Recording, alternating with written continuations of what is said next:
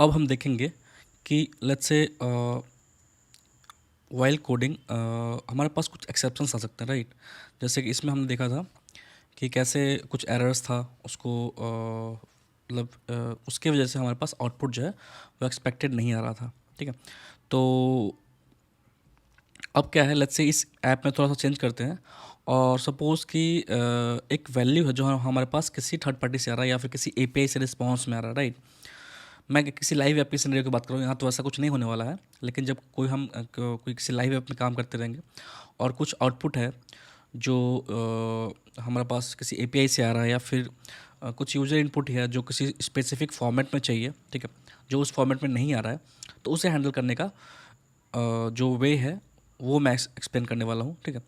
तो let's say इसमें हमारे पास दो नंबर आ रहा है, ठीक है। लेट्स से हमारे पास कोई और नंबर है, लेट एन कुछ भी ले लेते हैं, लेट स्टैट स्टैट वैल्यू, ठीक है। ठीक है, ये कुछ वैल्यू है जो हमारे पास कहीं से आ रहा है, ठीक है। और इसमें अभी लेट्स से मैं ट्रू आंसर करता हूँ, लेट्स से मुझे बुलियन वैल्यू चाहिए, बुलियन या कुछ भी चाहिए, ठीक है। अब मुझे इसको, या फिर लेट्स से किसी सिनेरियो में नहीं आ रहा है, ऐसा भी हो सकता है, ठीक है।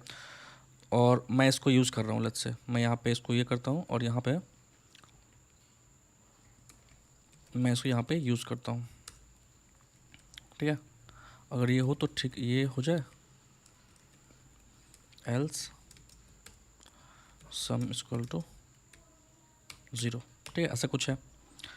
अब इसको मैं सेव करता हूँ, ठीक है।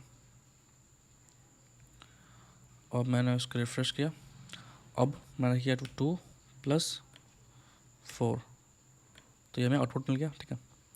अब अगर let's say for any reason यहाँ पे जो भी एक्सपेक्टेड वैल्यू था वो यहाँ पे नहीं आ रहा है, ठीक है।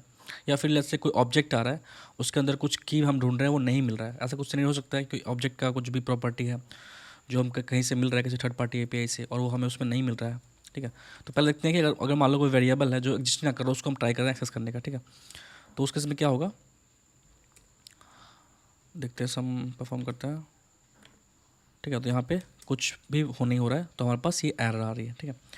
तो ये क्या हो रहा है, अभी हमें पता नहीं है कि इसमें क्या है, कैसा वैल्यू है। ये जो वेरिएबल है जो हमने अभी यहाँ पे यूज़ किया, या फिर कोई ऑब्जेक्ट आ रहा है, उसका कोई की के बेस पे हमें ऑपरेशन परफॉर्म करना है और वो हमें मिल ही नहीं रहा, राइट।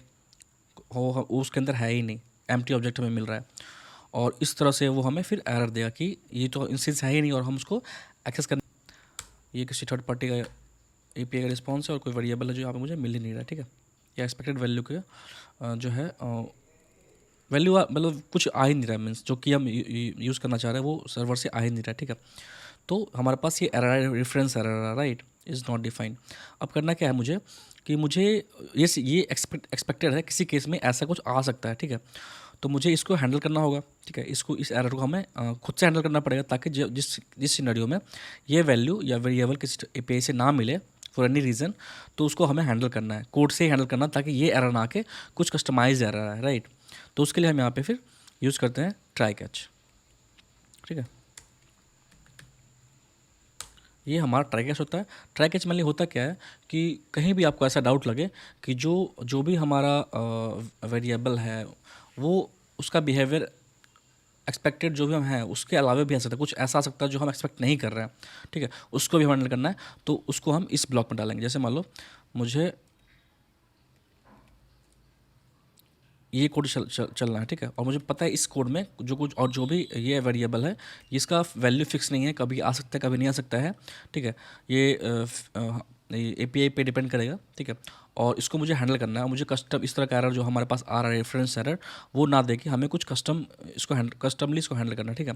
तो यहाँ पे मैंने इसको ये कर दिया और लेट्स से जब भी हमें ये वेरिएबल नहीं मिलेगा, ठीक है, तो या मैं इसको एल्स को हटा देता हूँ, ज़्यादा आसान रहेगा, ठीक है, ठीक है। और जब भी हमें ये नहीं मिलेगा तो हमें कुछ लेट्स से कस्टम, अभी के लिए कस्टम कुछ मैसेज प्रिंट कर देते हैं, ठीक है।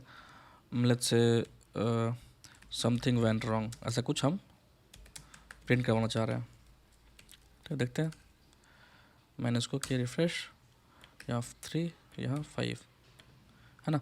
तो इस तरह से ऐसा कोड, ऐसा कोई भी काम हम कर रहे हैं जो कि एक्सेप्शन हो सकता है, उसमें आ सकती है, राइट। उसका वैल्यू है जो वेरी कर सकता है, और ऐसा आ सकता है जो हम एक्सपेक्ट नहीं कर रहे हैं, तो उसको हम डालते हैं ट्राई कैच में। कोई एपीआई का रिस्पॉन्स है, ठीक है, और उसमें डायनेमिक रिस्पॉन्स आ रहा है हमारे पास, तो उस तरह का जो भी काम है जो कि एक्सपेक्टेड केस के अलावा भी कुछ जो एक्सेप्शंस है वो आ सकता है, ठीक है। तो उसको हम ट्राई में डालेंगे। ऐसा कोई भी कोड जो लगता है आपको कि जो भी हम कोड लिख रहे हैं उसमें कोई ऐसा वैल्यू है, कोई ऐसा वेरिएबल है जो हर केस में मुझे नहीं मिलने वाला है, राइट। तो वहाँ पे हम इसको ट्राई में डालेंगे, और कैच में जो भी हमें मैसेज प्रिंट करवाना है, कस्टम मैसेज प्रिंट कराना है, वो हम दिखा सकते हैं। या फिर मान लो इसको हम यहाँ डाल सकते हैं, API is not responding properly, let's say ऐसा कुछ मुझे मैसेज यूज़र को सेंड करना। मैं अभी सिर्फ कंसोल कर रहा हूँ अभी अंडरस्टैंड करने के लिए, ठीक है। तो यहाँ पे ये अनडिफाइंड आ गया, यहाँ पे सिंस सम कुछ भी नहीं था तो ये अनडिफाइंड आ गया, और यहाँ पे API is not responding properly, है ना। वैसे एल्स वाला केस सही था, एल्स वाला केस में ना हमारा यूज़र को तो कुछ प्रॉपर दिखना चाहिए रिस्पॉन्स आउटपुट, ठीक है। तो यहाँ पे अब जो है हमारे पास मान लो क्या 4 + 5, ठीक है, ये अनडिफाइंड आ रहा है, वाई वेयर सम बाहर करना पड़ेगा। ये 3 + 5 डिफाइन, तो हमें ना आई थिंक इस वेयर जो सम है इसे बाहर डिक्लेयर करना पड़ेगा। तो सिंपल ऐसे करते हैं, ठीक है। तो डिफ़ॉल्ट वैल्यू जो भी है वो हमारा प्रिंट होता रहेगा बार बार।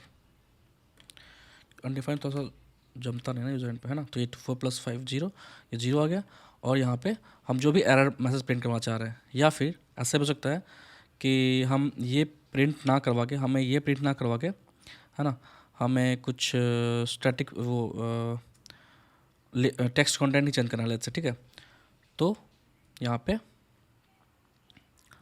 मुझे मान लो लेट्स से ये एक्सप्रेशन ना दिखा के मुझे एरर ही प्रिंट करवाना है वहाँ पे, ठीक है।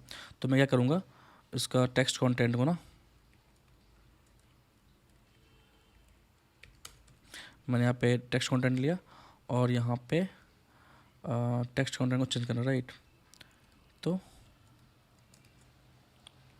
इसको पूरा कट करिए, ट्राई करो, अगर ये आ रहा तो उसको यहाँ पे सेट कर दो, अदरवाइज़ यहाँ पे कुछ मैसेज प्रिंट करवा दो, है ना, है ना। यहाँ पे ये मैसेज हम प्रिंट करवाना चाह रहे हैं,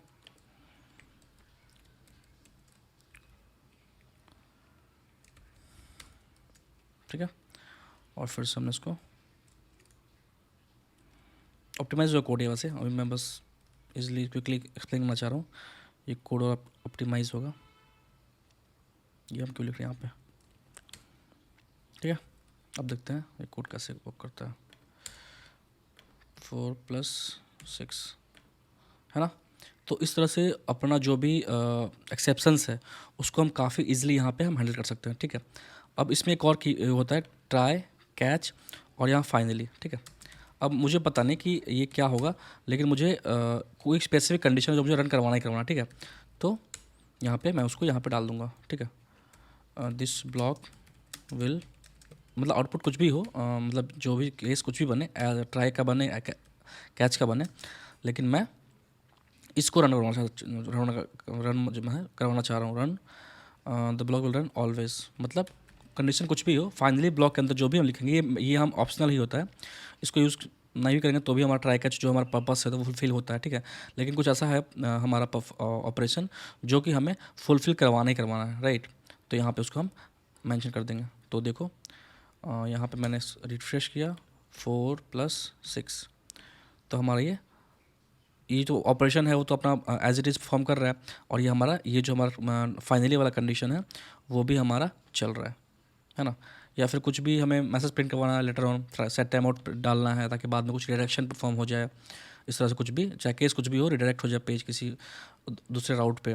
तो इस तरह से हम ट्राई कैच को यूज़ करते हैं, काफ़ी इजी है, और ऑलमोस्ट सारे लैंग्वेज में ये फीचर होता है ट्राई कैच का, ताकि जो भी एक्सेप्शंस होते हैं उसको हम कोड लेवल पे ही हैंडल करें, और वो जो डिफ़ॉल्ट एरर होता है वो हमारे यूज़र को ना दिखे, ठीक है। तो इस तरह से हम चीज़ों को यूज़र फ्रेंडली क्रिएट मतलब बनाने के लिए यूज़ करते हैं।